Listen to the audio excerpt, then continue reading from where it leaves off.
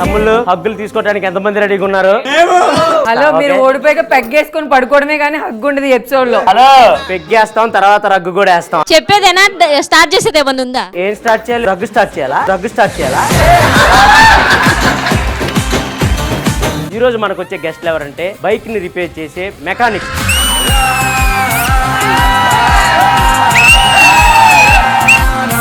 మీరు చేస్తున్న జాబ్ లో మీరు హ్యాపీగానే ఉన్నారా? ఇప్పటి వరకు హ్యాపీగానే ఉన్నాం మేడం. అయితే మేము నిన్ను చూసాం కదా, ఏం జరిగిందో తెలీదు అంటున్నా.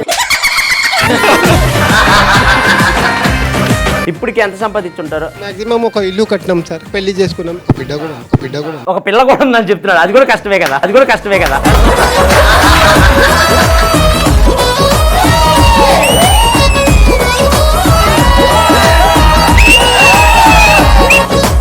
నీకు అక్క తెలుసా? నీకు తెలుసా అక్క? ఏం పేరు?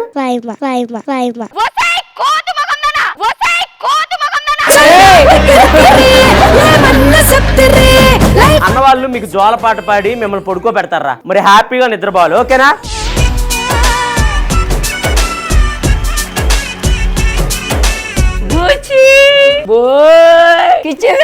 ఏం మీ డాడీ వెళ్ళిపోతున్నాడు రా?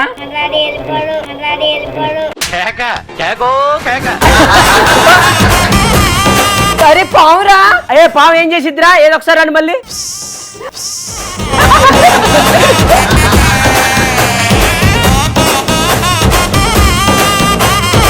నువ్వు అలా చిన్నపిల్లలు ఆడ పెట్టుకొని పడుకో పెడుతుంటే పాతకాలం జగన్మోహిని సినిమాలో చిన్నపిల్లలు ఆడ పెట్టి శుద్ధ పూజలు చేస్తారు చూడు, అలా ఉన్నావు అబ్బా. ఓం పగపుగే పగిని పాగోదరి భగవాసనే.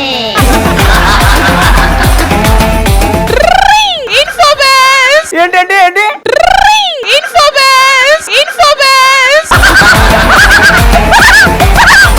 అరే నువ్వు రారా, చెక్ చేద్దురారా వాళ్ళు పడుకున్నారో లేదో. జాగ్రత్త, పడుకుంది కదా. మీరు పడుకుంటే మమ్మీ ఏం చెప్తుంది? అందరికి అని చెప్తుంది కదా. అలా చెప్పాలి.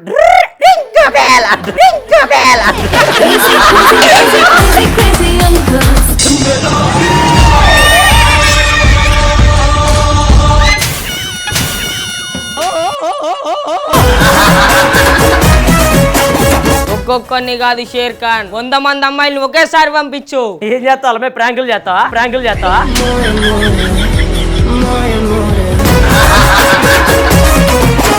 కాదు, నా మిత్రం మీద నేనే ఎత్తుకుంటా.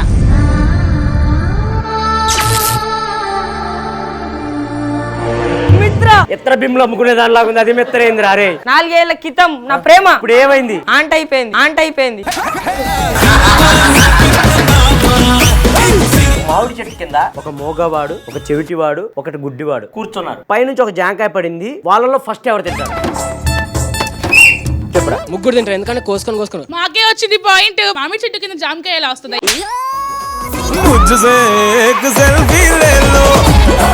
బ్రెయిన్ అంటే ఇట్లుండాలిరా, అట్లా కాదు. ఊరికే మా వెనక పడితే ఏం వస్తుందయ్యా? అమ్మా, ఇందాక నువ్వు ఫస్ట్ ఎపిసోడ్ స్టార్ట్ అయిన కాంచి నీ వెనక ఊడు పడట్లేదు అంటున్నావా? పడమని ఇంటి ఎత్తరావా?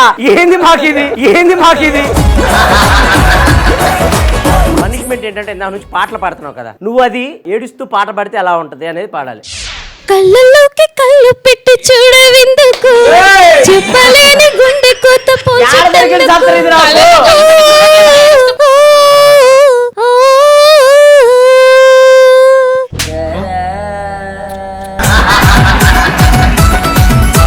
నీకు తెలుగు అర్థమవుతుందా? ఏడుస్తూ అంటే ఆ సినిమాలో అమ్మాయి ఏడుస్తూ పాడింది కాబట్టి ఇవిడ ఏడుస్తూ పాడింది. మీరు ఏడిచినట్టే ఉంది, ఆగండి. అందుకే ఏడుస్తూ పాడింది.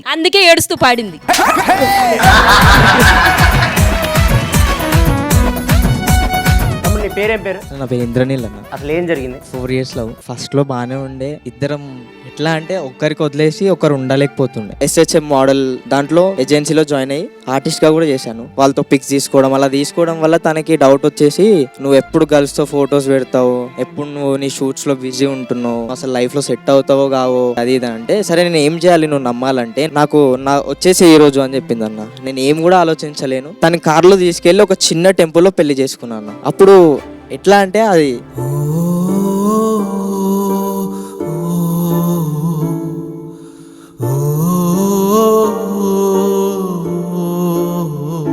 మ్యారేజ్ చేసుకున్న ఒక నెక్స్ట్ డే కి తన ఫోన్ వాళ్ళ ఫ్యామిలీ వాళ్ళు హ్యాక్ చేసి ఎవరి త్రూలో మాట్లాడుతుందో అసలు ఎవరితో మాట్లాడుతుందంటే నేను వచ్చిన. అదే టైంలో నేను ఆఫీస్ నుంచి వస్తున్న టైంలోనే నన్ను మా ఇంటి ముందే కొట్టేసారు అన్న.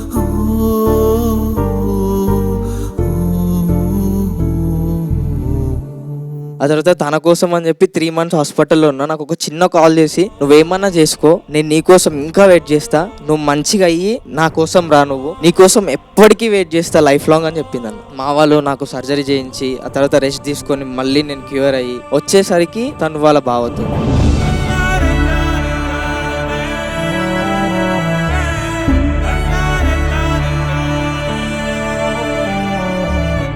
నెక్స్ట్ డే వచ్చింది. నెక్స్ట్ డే వచ్చి నీకు సర్ప్రైజ్ ఇస్తున్నా ఒక ప్లేస్ కి తీసుకెళ్ళింది అన్న. తప్పు ఒప్పుకుంది అని చెప్పేసి నేను యాక్సెప్ట్ చేసి తీసుకుని పోయేసరికి వాళ్ళ మామయ్య వాళ్ళని తీసుకొచ్చి కుట్టిపిచ్చేసింది అన్న. మరి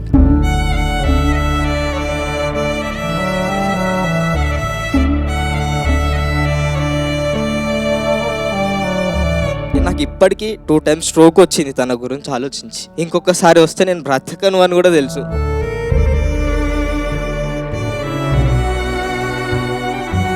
సారీ అక్క, నీకు తెలీదు, నేను స్టేజ్ నుంచి చెప్తున్నా 2 times స్ట్రోక్ వచ్చింది, అది నీకు 1 time వచ్చిందనే తెలుసు. ఇంకొకసారి వస్తే నేను బ్రతకను.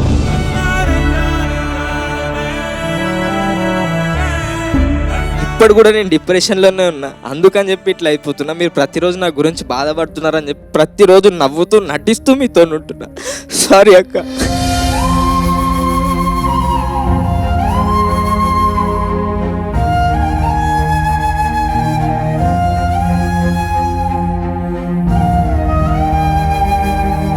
లవ్ చేసి మోసం చేయాలనుకున్న వాళ్ళు మాత్రం రాకండి మా లైఫ్లోకి, ప్లీజ్. మమ్మల్ని వదిలేయండి, మా దారి ఏదో మేము చూసుకుంటాం.